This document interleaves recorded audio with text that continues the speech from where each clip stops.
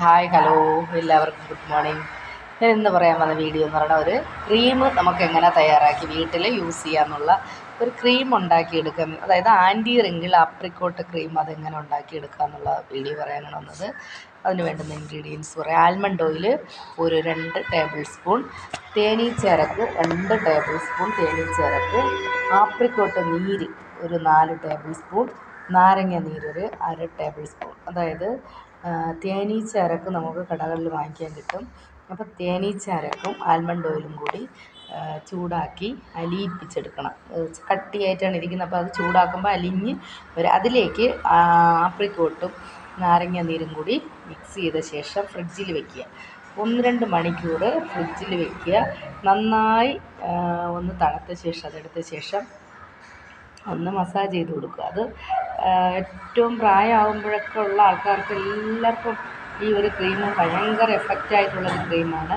ഇനി രണ്ടാമത്തത് ഒരു വെള്ളരിക്ക ക്രീം എങ്ങനെ ഉണ്ടാക്കുക എന്നുള്ളതാണ്. അതും ഒരു ക്രീമാണ്, നമുക്ക് വീട്ടിൽ തന്നെ തയ്യാറാക്കാവുന്നതാണ്. വെള്ളരിക്ക അരിഞ്ഞത് ഒരു 3 ടേബിൾ സ്പൂൺ എടുക്കുക. അതിലേക്ക് നാരങ്ങയുടെ നീര് ഒരു 1/2 ടേബിൾ സ്പൂൺ എടുക്കുക. ബ്രാൻഡി നമ്മൾ കുടിക്കാൻ ഉപയോഗിക്കുന്ന ബ്രാൻഡിയാണ് പറയുന്നത്, 1 ടേബിൾ സ്പൂൺ എടുക്കുക.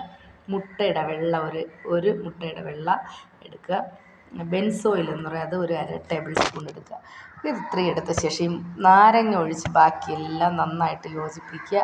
ഇത് 2 മണിക്കൂർ ഫ്രിഡ്ജിൽ വെച്ച് തണുപ്പിച്ചെടുക്കുക. എന്നിട്ട് മുഖത്ത് നല്ലപോലെ റൗണ്ട് മസാജ് കൊടുത്ത ശേഷം അരമണിക്കൂർ ഇത് മുഖത്തിട്ടേക്കുക. എന്നിട്ട് അരമണിക്കൂറിന് ശേഷം ചെറിയ ഒരു ചൂടുവെള്ളത്തിലിത് കഴുകുക. അപ്പം ഏറ്റവും നല്ല ഒരു ക്രീമാണിത്. കഴുകിയില്ലെങ്കിലും അത് ഇട്ടിരുന്നിട്ട് പിന്നെ നമ്മൾ ഈ മുട്ടയുടെ വെള്ളയെല്ലാം ചേർക്കുന്നത് കൊണ്ടാണ് കഴുകാൻ പറയുന്നത്.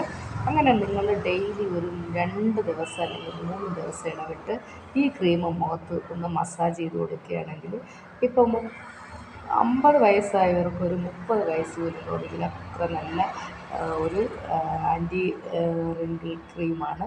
അത് നിങ്ങൾ ചെയ്ത് നോക്കുക. പിന്നെ ഞാനിടുന്ന വീഡിയോ എല്ലാം നിങ്ങൾ കണ്ട ശേഷം സബ്സ്ക്രൈബ് ചെയ്യുക, ലൈക്ക് ചെയ്യുക. നിങ്ങൾ സബ്സ്ക്രൈബ് ചെയ്യാത്തത് കൊണ്ട് വീഡിയോ മുന്നോട്ട്, കാരണം സബ്സ്ക്രൈബേഴ്സ് കുറവാണ്. അപ്പോൾ നിങ്ങളെല്ലാവരും ചേർന്ന് സബ്സ്ക്രൈബ് ചെയ്യുക. അപ്പോൾ സബ്സ്ക്രൈബ് ചെയ്ത് കാണാൻ ശ്രമിക്കുക. അപ്പോൾ പുതിയ പുതിയ വീഡിയോ വരുമ്പോഴത്തേക്ക് നിങ്ങൾക്ക് കാണാൻ പറ്റും. അപ്പോൾ നിങ്ങൾ വീണ്ടും നാളെ ഞാൻ പുതിയ ടിപ്സുമായിട്ട് വരുന്നത് വരേക്കും ടാറ്റാ.